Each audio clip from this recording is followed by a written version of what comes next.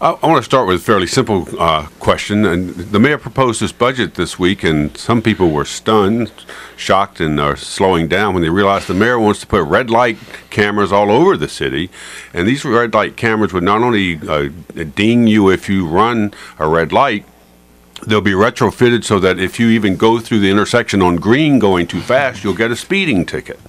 So I'm just wondering if you like that idea with a quick, just a 30-second answer. We'll just start with you, Mr. Sekou Biddle. I happened to read Tom Sherwood's column in The Current this week, and I got the distinct impression that Tom, who is always neutral on these issues, doesn't much like the idea himself. Well, I don't want to. He didn't sound neutral to me either. Well, let me just say the last sentence of that column says, "If you don't like it, slow down." So I think I do accept the concept. So I'm sorry. Go right ahead, please. Misrepresenting me. Putting that aside, was you next to me, Tom. Yeah. Right. Putting aside the fact that the speed seconds. cameras will certainly change Tom's driving habits. I mean, I'm not a big fan of this idea because, frankly, it looks like we're taking what was initially designed to be a public safety tool and turning it into a revenue generator. But the fact that we see in the budget that claim that we're not having tax and fee increases, but we're looking to generate more revenue through speed cameras and then using those cameras to do both speed and red lights really, really is disconcerting. And we really need to think about what we're using them for. Mr. Orange, the mayor says $30 million would be raised for this idea. What do you think? I do not support the idea. We've already raised in excess of $100 million through the speeding cameras and parking tickets and things of that like. I think that now it's become a revenue generator, and to say that we're going to cover the entire city with this apparatus is not a good idea in my view. Bonus. Thank you. I thank you, Tom. I don't think it's a good idea. I think it's a waste of taxpayer money to use the funds to put those cameras in place, beside the fact that the individual that is a part of the person that is putting the lights up is making most of the money from that project. I think there are other options to raise funds for the District of Columbia. I'm out there waving in the mornings, and I see Maryland and Virginia tags coming into the district. There ought to be some kind of commuter tax.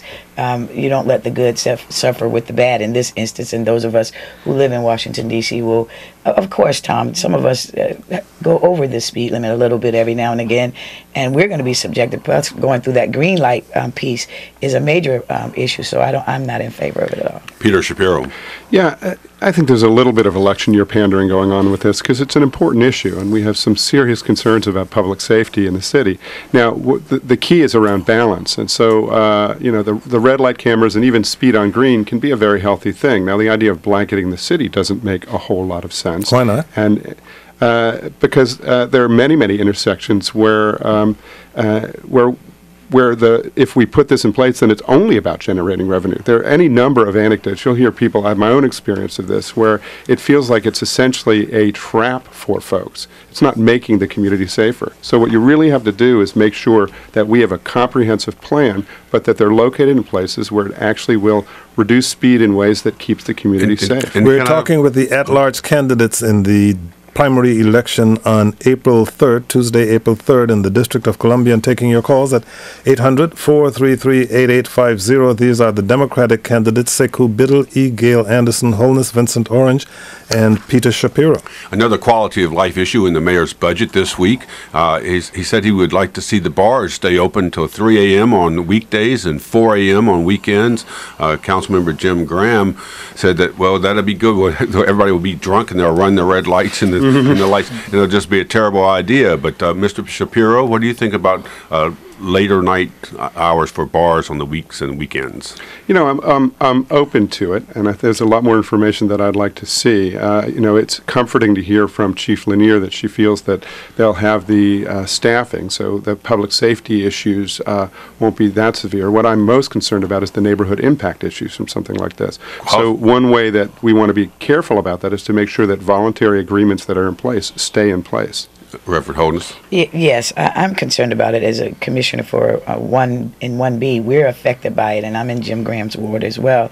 You have to look at the neighborhood issues, whether the noise factor and the number of people on the streets and how the impact it will have on the neighbors. And those are some of the issues that have come before our ANC in terms of ABRA and getting liquor licenses and those sorts. But I'm really not in favor of lengthening those hours unless we do a study to determine what the neighbors' concerns are and whether the neighbors would welcome that. Because where our bars are located, particularly in Ward 1, there are a lot of neighbors around. Vincent Orange. Yeah, I think it is a proposal that's worthy of consideration. It will generate in excess of $5 million. However, maybe it should be limited to downtown, where we're creating a livable and walkable community downtown.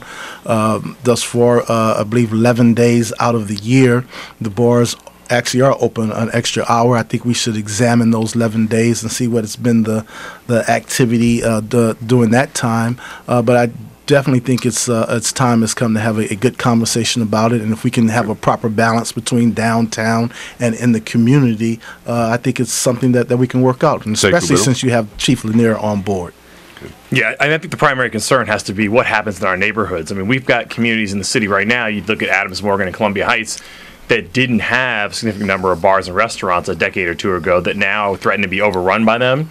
And to suggest that we're going to lengthen hours in those communities is really going to impact the quality of life for residents who, many of which moved into a neighborhood that was dramatically different 10, 20, 30 years ago than the one that's being transformed into today. That said, there's also, while Chief Lanier certainly is willing to take this on, there are other public safety issues to deal with here. I mean, as you know, I was a victim of a crime from somebody who had drank too much at a bar late at night. And, having them open for more hours just opens us up to more and more of these incidents. Well, Tom, I'd like to raise with you whether there might be a generational divide on this issue. I distinctly remember in my 20s and 30s hating how early the bars in D.C. closed. Nowadays, I feel somewhat differently. Right, you can't believe they're open so late. Exactly. He's not up that late. I don't understand it. Vincent Orange, this one for you. It appears the U.S. Attorney for the District of Columbia has launched a full-bore investigation into how political campaigns are financed and executed in the city. Federal agents raided the offices of Jeffrey Thompson last month, a prolific fundraiser of D.C. campaigns, including the one in which you won this seat last year, a race where you basically did laps around your opponents on the fundraising front. We actually went back through the audio of our forum from last year's special election and noticed one caller had a question for you about money. Here it is. Here is Steve at Eastern Market. Hi, this question is for Mr. Orange. Mr. Orange, you go after Council Chair Brown for over $100,000 in unaccounted for campaign expenditures, but in your last campaign finance report, you reported over $60,000 in money order contributions, which are essentially cash contributions that are 100% untraceable. So I'm just curious how you square your campaign criticisms of Council Chair Brown against, what you do in practice with your own campaign. That was last year, and after that, Loose Lips did a piece on it, and this year, Patrick Madden of WAMU talked about the campaign contributions you received from Jeffrey Thompson, and ultimately you responded to queries from the Washington Post about this. But you're a CPA, and since this issue was raised such a long time ago, I guess voters want to know why you never paid any attention to it until it was raised finally by the Washington Post and Patrick Madden. Well, first of all, let's examine the question that was raised by the caller. The caller said unaccounted for monies in the chairman's race. The dollars that I raised are not unaccounted for. They were properly reported, properly coded, and also I was subject to an audit, which I passed.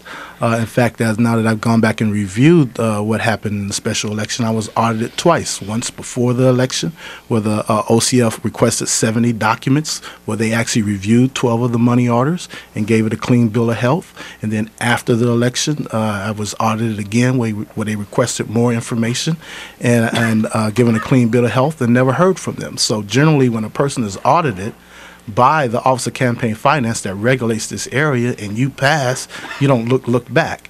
And now when it came to the forefront, and the Washington Post actually provided me... You're out of time, so I'm going to ask you another question so that you can have a few more seconds to respond to it. Sure. And that is, I mentioned earlier that you were a CPA, and it's fine to say that you were audited by other people, but I think voters expect you to be careful about your own campaign contributions and to look over them yourself. And a lot of these money orders were sequential. They were in sequential numbers. Why did it never occur to you, even after questions were raised in public forums, to take a look at them yourself? Well, also, let's get the timetable correctly established. Mr. Thompson was raided on March 2nd. I believe I had my interview with the Washington Post that following Wednesday. And by that following Monday, I provided them the information. And also, the money orders did not come in sequential order. Look at my office campaign report. The way it came in is the way it was reported. Vincent Orange put on his CPA hat and put everything in order. It took me an entire weekend, and I put the document together that I provided to the Post and to the media, and that's what they show on the air now, but it did not come in that way. Also, another point you need to establish, because I believe the city paper said the money orders were purchased at 7 o'clock. The report was due that night at midnight. Our people were entering in information, 8, 9, and entered $190,000. And Tim Craig from the Washington Post indicates that the questionable items represented 8%. So there was not an opportunity to look at it. And I personally did not enter any information, because that's the finance chair and his team that does that. I'd like to ask the others a question about this, and I'll make it a combined question. I'll start with you, Sekou Biddle. What is your concern over these money order transactions? And two, would you support a proposal that has been raised by activists in the city that would ban all corporate contributions to campaigns for members of the council? I certainly support ballot initiative 70. I'm actually carrying a petition with me, so if you haven't signed it yet, feel free to sign it after the show. So to answer the second question, what concerns me about this question with the money orders and Councilmember Orange's campaign finance is the notion that during this process, when they're being received by the campaign, when they're being entered by the campaign into Campaign Finance's website, when they're being requested by Office of Campaign Finance and being returned to them, that nobody within the organization ever noticed anything amiss. The notion that money orders are so rare in campaigns that somebody would not say, we've got an excessive number of these money orders, and it would never occur to them. And, Councilmember Orange puts forth as his credentials for the job that he's a CPA and a lawyer. And one would have to ask, if you can't provide the level of oversight for your campaign to not be part of what looks like potentially a criminal conspiracy, how can you provide the correct oversight we need for the city government? And now your turn, Peter Shapiro. I have some serious concerns about the money orders. First of all, in terms of ballot initiative 70, yes, I support that. We should ban corporate contributions. We should go many steps further, which is banning contributions from contractors with the city. But on the specific issues related to Mr. Orange, it's so disingenuous what he's saying.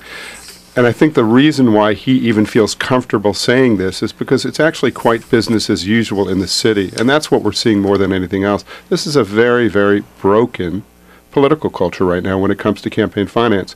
Jeff Thompson didn't just do this with Mr. Orange. Mr. Orange just may have been the largest recipient of his largesse, but a number of council members have received these contributions, and there's money order contributions in the mayor's coffers as well. But for Mr. Orange to say that he just noticed it is disingenuous at best. E. Gail Anderson Holness. Yes, my concern is, and it's been said before, that the Office of Campaign Finance has been understaffed. So there were some things that could have slipped through, even as it had slipped through Mr. Orange's campaign. But I am in favor of Initiative 70. I'm the only candidate of the 4 candidates that have not received any corporate contributions. So I think all of them saying now they're in favor of it. Before they weren't in favor of it. So that to me is a deceptive move on their part. And I think when we're dealing with these ethical issues and these campaign financial issues, are a distraction to the real issues that we have in the district. We have a problem with education. We have a problem with employment for DC residents. We have a problem with parking. We have a problem with affordable housing in the district. And all of these issues are basically centered around those who represent and their city council persons. And so we need people with integrity on the council. Mr. Orange, would you support the ballot initiative that would ban corporate contributions? What I'm supporting is a bill that I introduced that would ban corporate contributions and council members from holding outside employment with those corporations and those who do business with the city. That's where Mr. Biddle and I part company. Mr. Biddle is supported by Councilmember David Catania, who's on the payroll of MC Dean, that has a $13 million contract with this city and controls all the street lights, and he makes $240,000. So I said we should stop that activity. There are other members on the council that are on the payrolls of folks that are doing business with the city. That is unethical and it must stop. And I don't understand why Mr. Biddle cannot go the full step and says that he supports my bill. He only wants to support that part that does not approach his supporters.